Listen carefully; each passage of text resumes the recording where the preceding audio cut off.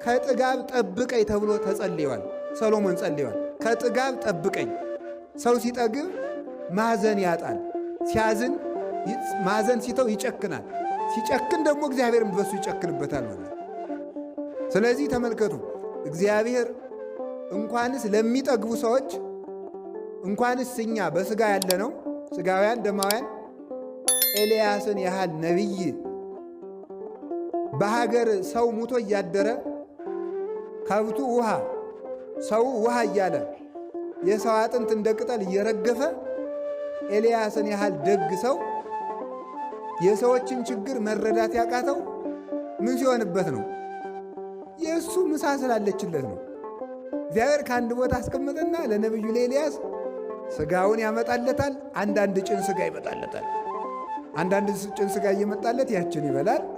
ውሃይቱ ከማር ከውሃ የምትጣፍጥ ንጹሕ ምንጭ ትፈልቅለታለች። ነቢዩ ኤልያስ ያችን እየተመገበ ተመስገን፣ በአገሩ የረገፈውን አያስብ። ልክ እንደናንተ ማለት ነው። ቁርሳችሁ እራታችሁ ስለማይጎላችሁ የማይጎልባችሁ በየበረሃው የወደቀውን ሰው ትዝ የሚለው ሰው የለም በፍጹም ማለት ነው። ዳቦ እየበላ እግዚአብሔር ለምን እንጀራ አይሰጠኝም ብሎ እግዚአብሔር ጋር ትግል የሚገጥም ነው ያለ። ለምን የማይሰጠኝ የቤት ኪራይ የሚከፍለው ሳያሳጣው እግዚአብሔር ለምን ቤት አይሰጠኝም ብሎ ነው ሰው የሚበሳጨው ማለት ነው። ራሱ ስለበላ በየበረሃው ቀባሪ አጥተው የሚቸገሩትን የሚያስባቸው የለም። ጠያቂ አጥተው የታሰሩትን የሚያስባቸው የለም። ለዚህ ነው እግዚአብሔር ጥጋብን አጥብቆ የሚጠላው። እና ኤልያስ እንኳን ያችን እየተመገበ ቁጭ አለ።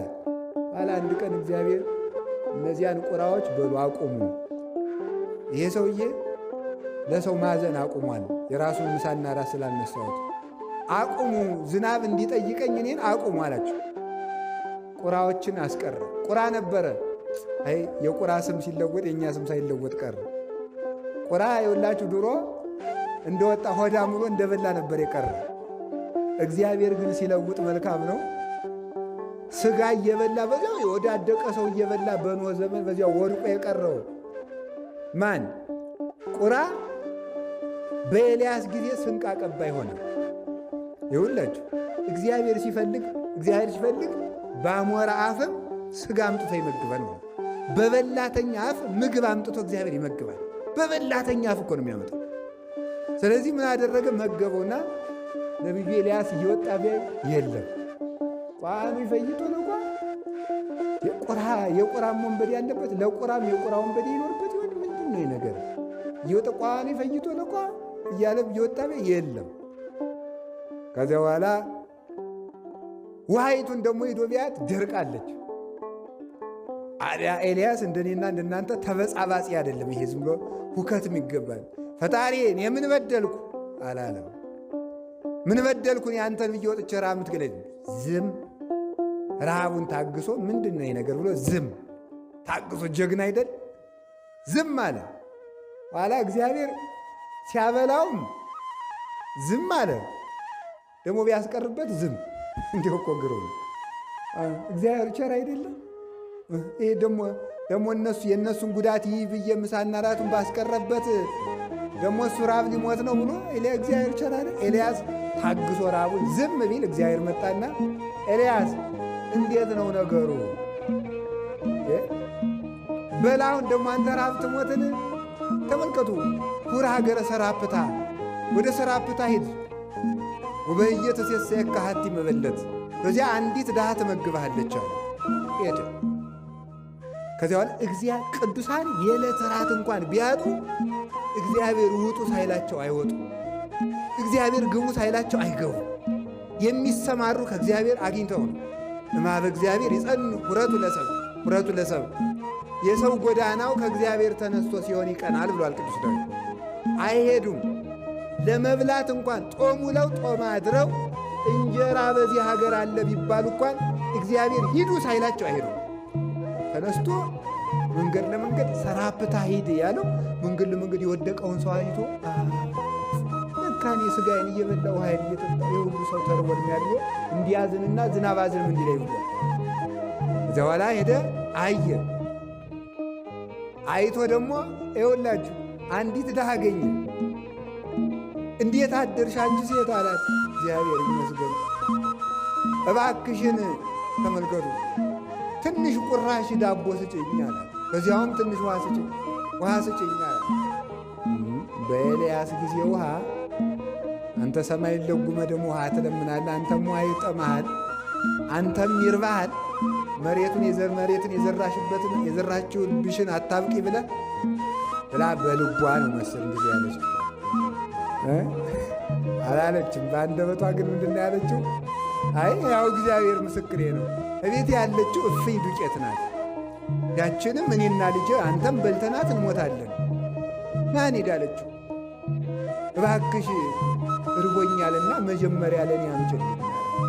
ቂጣውን ጋግሪና መጀመሪያ ለእኔ አምጪ፣ ኋላ ደግሞ አንቺና ልጅ ትበላላችኋል። ለጊዜው ርቦት ነው፣ ጦም የዋለ ጦም ያደረ ነቢይ ስለሆነ። ምስጢሩ ግን መጀመሪያ ለቤተ ክርስቲያን አምጥታችሁ ኋላ ለራሳችሁ ብሉ ማለቱ ነው። የዛሬ ሰው እኮ መጀመሪያ ራሱ ስለሚጋጠመ ነው የማይበረክትለት። መጀመሪያ ለኤልያስ ጋግሮ ማምጣት፣ ቀጥሎ ራስ መብላት ነው። መጀመሪያ ለቤተ ክርስቲያን ነው። ድሮ እኮ እሸትም ሲደርስ መጀመሪያ የሚወሰድ ለጳጳሱ።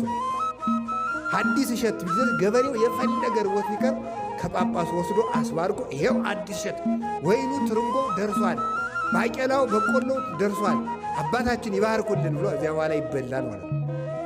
ኋላ ይውላችሁ ያችን ቁራሽ ዳቦ እስከሚለምን ድረስ ሲደርስ ነቢዩ ኤልያስ ቅዱስ ኤልያስ ርቦት ነበር። ለተራቦት አዝኖላቸው ነበር። አይ እንዲሯቸዋል ብሎ ከዚያ በኋላ አንቺ ሴት እግዚአብሔር ይበርክት ብሎሻል አለና ሲባርከው በረከተ። እህል እስከሚበቅል ድረስ በረከት ከቤትሽ አይጠፋም። አበረከተው። ሲበረክትለት ደግሞ ያችን ዳቦ በዘይት እየበላ ረሳ። ይኸውላችሁ ረሳ። ጥጋብ ክፉ ነው አላለችው? እንኳን እንደኔና እንደናንተ ያለነውን ተራ ሰዎች ነቢዩን እንኳን አስረስቶታል። ጥጋብ ክፉ ነው። አስረሳው። ነቢይ ኤልያስ ያችን ቀን ጸሎቱን ይጸልያል፣ ትንቢቱን ይተነበያል፣ ምስጢረ ነቢያትን በሙሉ ያመሰጥራል። እግዚአብሔርን ባይኑ ያየዋል። ንጹሕ ድንግል ንጹሕ መንፈሳዊ ነው።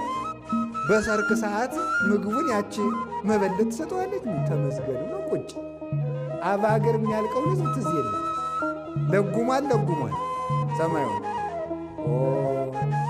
ይሄ ሰውዬ አገር ሊያጠፋ አይደለም ብሎ ደግሞ እግዚአብሔር ግዳማ ተሻለማ ብሎ አንድ ቀን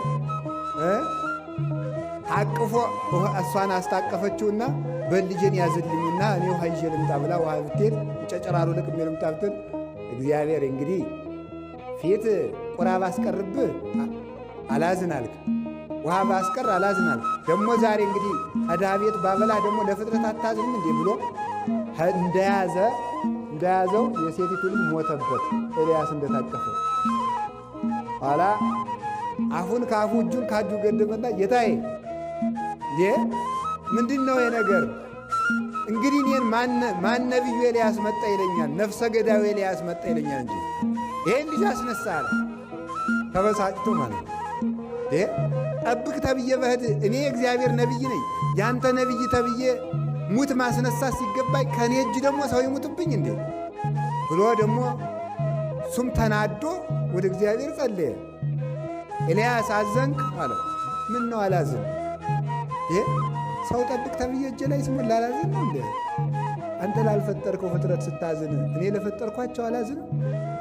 ፍሩ አስተርእዩ ለአክዓብ፣ በላውን ሂድና ለአክዓብ ተገለጥለት። ሂድ አሁንም ለሕዝቡ ተገለጥ። አንተ ስለበላ ሰው የሰውን ጉዳት አልተረዳህም ብሎ እግዚአብሔር ገስጾ ሂዶ ኤልያስ እግዚአብሔር ቸር አይደል?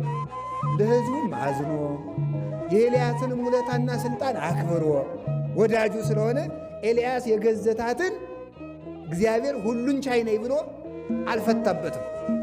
አስፈቅዶ አታሎ ነው። ሂድ ኤልያስ ቀስ እያደረገ ነው። እንደኔና እንደናንተ ያለውን በጉንፋን ቢሆን ብሎ እንደ ግዱን ሥራው እንዲሠራ ያደረገው ነበረ። ኤልያስን ግን አታሎ ለእሱ አምልኮት የሚቀና ስለሆነ ሂድና ዝንም አንተ ፍትሐ ብሎ እግዚአብሔር እሱን ላከው። ፈታና ዝናም ዘነመ እና የእግዚአብሔር ቤተሰቦች ሲበሉ ሲጠጡ እንኳንስ እኛን ነቢያትን፣ ደናግላንን፣ መነኮሳትን፣ ቅዱሳንን ሳይቀር ጥጋብ ዓላማቸውን ያስረሳል ለማለት ፈልጌ ነው። እግዚአብሔር ከጥጋብ ያድነን። ጥጋብ እጅግ በጣም ክፉ ነው። የሰዶም ሰዎች እንዳልኳቸው የተቀጡት በምንድን ነው? በጥጋብ ነው። ዝሙት የሚወለድ ከምንድን ነው? ከጥጋብ ነው። ብዝሃ ዕፀው ያስተናድዶ ለእሳት ወብዝሃ መብል ያስተናድዶ ለፍቶት። የእንጨት ብዛት እሳቱን በደንብ ያነደዋል።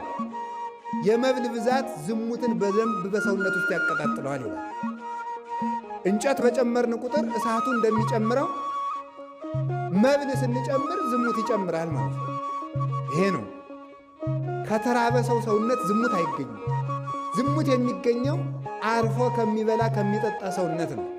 እየበላ ከማይሰድ ከማይጾም ያለመጠን ከሚበላ ከእንዲህ ያለ ሰው ዝሙት ይሰለጥንበታል።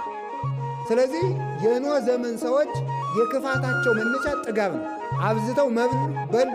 ሲበሉ አንድ ሴት አልበቃቸው አለ። ለሴቶቹ አንድ ወንድ አልበቃቸው አለ።